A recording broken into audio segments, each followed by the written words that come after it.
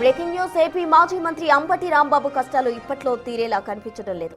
ఇప్పటికే సీఎంపై అనుచిత వ్యాఖ్యలు చేసిన కేసులో రాజమండ్రి సెంట్రల్ జైల్లో రిమాండ్ అనుభవిస్తున్న అంబటిని ఇప్పుడు మరో కేసులో విచారించేందుకు పోలీసులు సిద్ధమయ్యారు.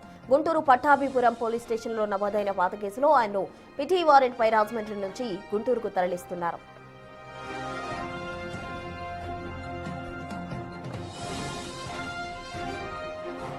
గతేడాది నవంబర్ 12వ తేదీన వైసీపీ నిర్వహించిన నిరసన కార్యక్రమంలో అంబటి రాంబాబు పోలీసులతో వాగ్వాదానికి దిగడమే కాకుండా బారికేడ్లు తోసుకుంటూ వెళ్లి విధులకు ఆటంకం కలిగించారనే ఆరోపణలపై కేసు నమోదైంది.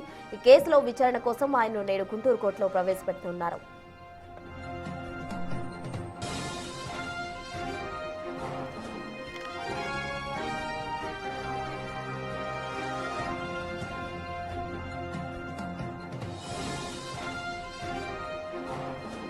మరోవైపు అంబటిపై ఇప్పటి వరకు సుమారు 40కి పైగా కేసులు నమోదైనట్టు పోలీసులు వెల్లడించారు.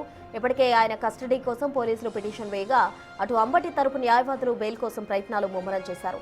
నేడు కోర్టులో కస్టడీ, బెయిల్ పిటిషన్స్ పై సుదీర్ఘ వాదనలు జరగనున్నాయి. అంబటిని పోలీస్ కస్టడీకి ఇస్తారా లేక బెయిల్ మంజూరు అవుతుందా అనేది ఇప్పుడు ఉత్కంఠగా మారింది.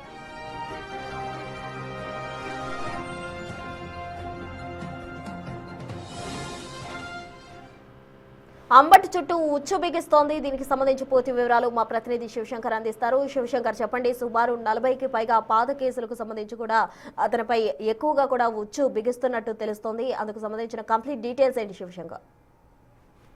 ప్రశ్న చూస్తున్నట్లయితే గత వారం రోజులుగా అయితే రాజమండ్రి జైల్లోనే అంబటి రాంబాబు ఉన్నారు. అయితే ఈ నేపథ్యంలో పోలీసులు ఏదైతే గుంటూరుకు సంబంధించిన పోలీసులు అంబటిపై పీటీ వారెంట్ పై అయితే ఈ రోజు ఉదయాన్నే తరలించిన పరిస్థితి కనిపిస్తుంది. అయితే అంబటిని కస్టడీకి ఇవ్వాలంటూ కూడా కోర్టులో పిటిషన్ కూడా దాఖలు చేశారు పోలీసులు.